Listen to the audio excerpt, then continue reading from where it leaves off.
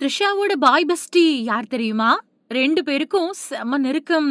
Party எல்லாம் சும்மா தெறிக்கும்.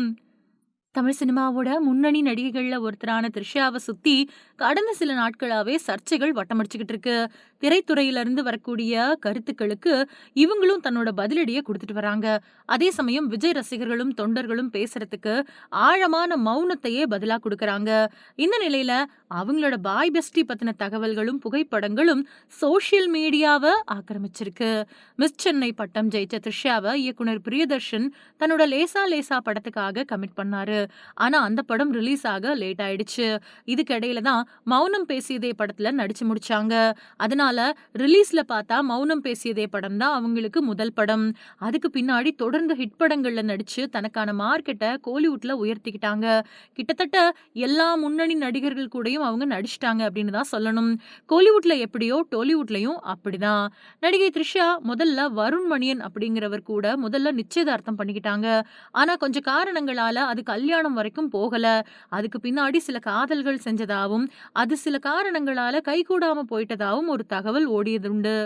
அதுக்கெல்லாம் அவங்க கவலைப்பட்டதே கிடையாது. அவங்கள பொறுத்தவரைக்கும் சுதந்திரமா நெனச்சத செஞ்சுக்கிட்டு வாழணும் அப்படிங்கிற நோக்கத்துல இருக்கக்கூடியவங்க அப்படின்னு அவங்களுக்கு நெருக்கமானவங்க சொல்லுவாங்க. த்ரிஷாவுக்கு திரைத்துறையில நட்புகள் அதிகம். தன்னோட தோழர்கள் அப்புறம் தோழிகள் கூட சேர்ந்து பார்ட்டி, ட்ரிப்பு அப்படின்னு பயங்கர ஆக்டிவா இருப்பாங்க. அப்போ எடுக்கப்படக்கூடிய புகைப்படங்களையும் அவங்க தன்னோட Instagram பக்கத்துல பகிர்ந்து லைக்குகள அள்ளறது குறிப்பிடத்தக்கது. திரைத்துறையில எவ்ளோ பிஸியா இருந்தாலும் வீக்கெண்ட் ஆயிட்டா அவங்கள கையிலேயே பிடிக்க முடியாது. கண்டிப்பா நண்பர்களையும், நண்பீஸ்களையும் சந்திச்சுடுவாங்க அப்படின்னும் சொல்லப்படுது. த்ரிஷாவுக்கு எத்தனையோ தோழர்கள் இருந்தாலும், அவங்களுக்கு பாய் பெஸ்டி அப்படின்னு சொன்னா அது சிட்னி ஸ்லேடன் தான். இவரு கென்யாவுல பிறந்தவரு. ஆனா, சின்ன வயசுலயே சென்னைக்கு வந்துட்டாரு. லயோலா காலேஜ்ல விஷுவல் கம்யூனிகேஷன் படிச்சுட்டு, ஃபேஷன் டிசைனிங்க இத்தாலிக்கு போய் படிச்சாரு. அதுக்கப்புறமா தமிழ் திரைத்துறையில 5 ஸ்டார் படத்தின் மூலமா ஆடை வடிவமைப்பாளரா அறிமுகமானாரு.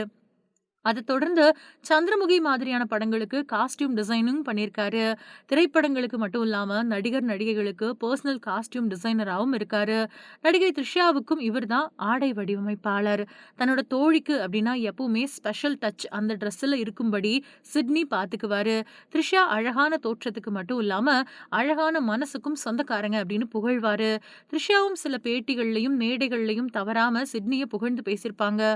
அதே மாதிரி எந்த பார்ட்டி நடந்தாலும் அதுல சிட்னி தவறாம இடம் பெறணும் அப்படின்னு விரும்புவாங்களாம் த்ரிஷா. 2 பேரும் பார்ட்டி பண்ணபடியே நெருக்கமா இருக்கக்கூடிய புகைப்படங்கள் சமீப சமயங்கள்ல சோஷியல் மீடியாவுல செம சென்சேஷனல் ஆயிருக்கு. இப்பவும் 2 பேரும் நல்ல டச்ல தான் இருக்கிறாங்க அப்படின்னு நெருக்கமான வட்டாரத்தினர் சொல்லிக்கிட்டு இருக்காங்க.